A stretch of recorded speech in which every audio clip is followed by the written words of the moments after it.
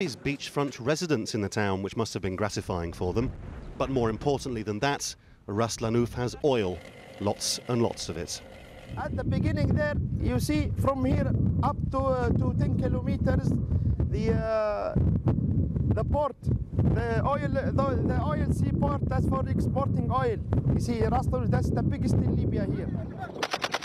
And Brega, further east, also still seems to be out of Gaddafi's control. Two things are becoming clear. First of all is that increasingly the fighting's being concentrated around oil towns, which it's hardly surprising Gaddafi's so keen to reclaim, while his assets are being seized all over Europe. His forces are also keen to destroy arms dumps in the hands of rebels.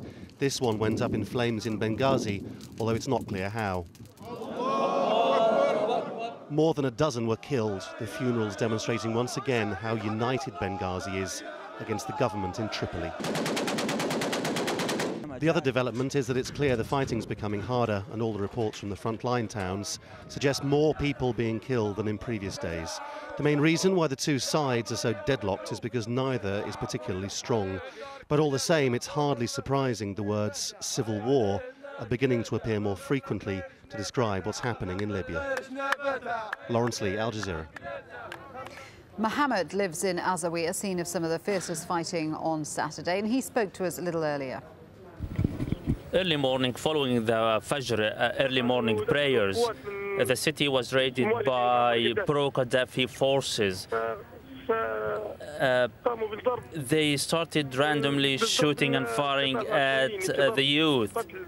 Many fell dead in dozens.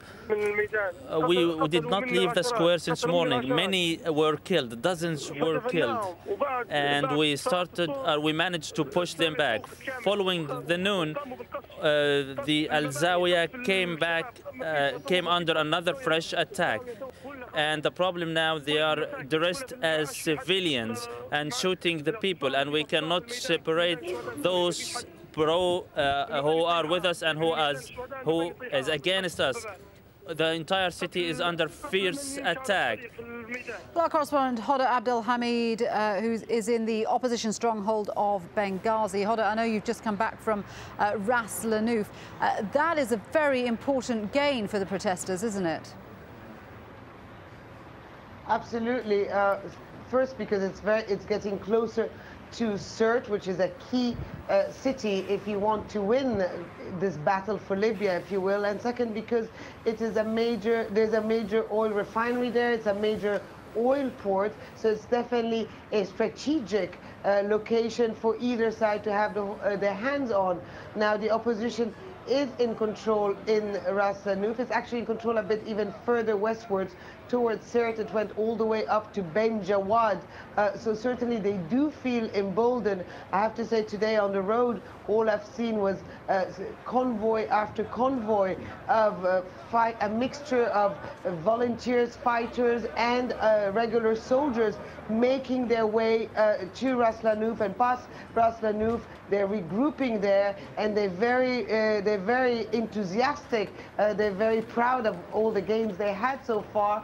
They say that now there's no return. Basically, they're going straight to Sirte, and after Sirte to Tripoli, and they specifically say AlJazeera, which is the area in Tripoli where Gaddafi is thought to be staying at the moment. Well, the mood of the protesters seems to be very buoyant, very determined, but Sirte is going to be very difficult to take because that is a Gaddafi stronghold. Absolutely. It's not only a Gaddafi stronghold because it's his hometown, but it's also the base of much of the paramilitary elite forces that are under the direct command of his sons. So certainly it's going to be a very difficult battle. It's also in size much bigger than AlJazeera, Brega, Ras Lanuf.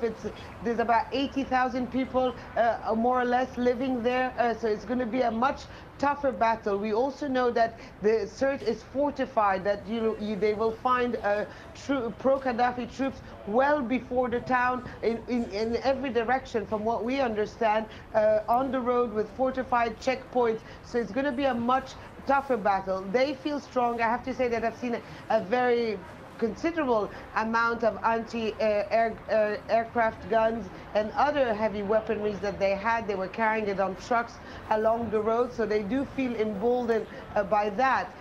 But they do know as well that it's going to be a much more difficult fight, and hence the military commanders trying to give some sort of structure to this mixture of soldiers and volunteers all willing to fight. Yeah, I was going to ask you how coordinated all the various advances are and all the operations to take over various towns. I mean, is there some kind of command structure? Are protesters speaking to each other and coordinating their movements? I think there is a command structure that is emerging. I do understand from one of the commanders that it's been quite difficult because he says that these volunteers are all willing, but they are inexperienced and they're over-enthusiastic and they don't really understand the sort of discipline that you need to carry out military operations. I think what we've seen so far is that we've seen all these people going from all the way to Tobruk and then Derna, Beida, Benghazi, all sort of pushing forward westwards. And now as they get closer to Sirte and Tripoli, there's certainly a realization that they have to organize it a bit better. Maybe the battle that happened on Friday in Ras Lanouf is an indication that they're slightly better organized. From what we were told that the pro-Gaddafi forces had attacked using heavy artillery, and that the protesters had gone under heavy shelling for quite a while. Now they say they circled, but from the two flanks, the pro-Gaddafi forces, and that's how they managed to defeat them. They do, however, wonder if that is a defeat or is it a strategical retreat, and that's why I think that at the moment they're quite willing to give the lead to the military commanders who have switched sides. Hoda, thanks for that. Hoda Abdelhamid in Benghazi there. Well, Ashur Shamis is a Libyan journalist and writer who was one of the founding members of the National Front for the Salvation of Libya. He joins me now live from London. Good to have you with us. We're hearing of increased fighting around various oil towns, AlJazeera, for instance.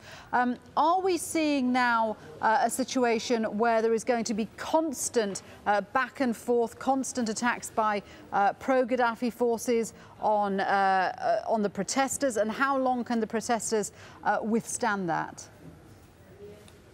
The fighting now is concentrating on the oil ports. The eastern ones have been won by the opposition, but the AlJazeera refinery, which is very, very important, 220 barrels per day, it produces all sorts of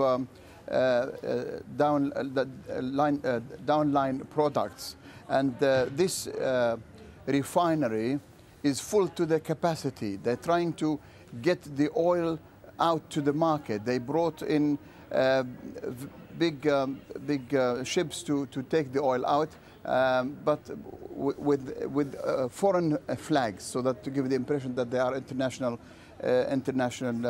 carriers, but they're not. But the problem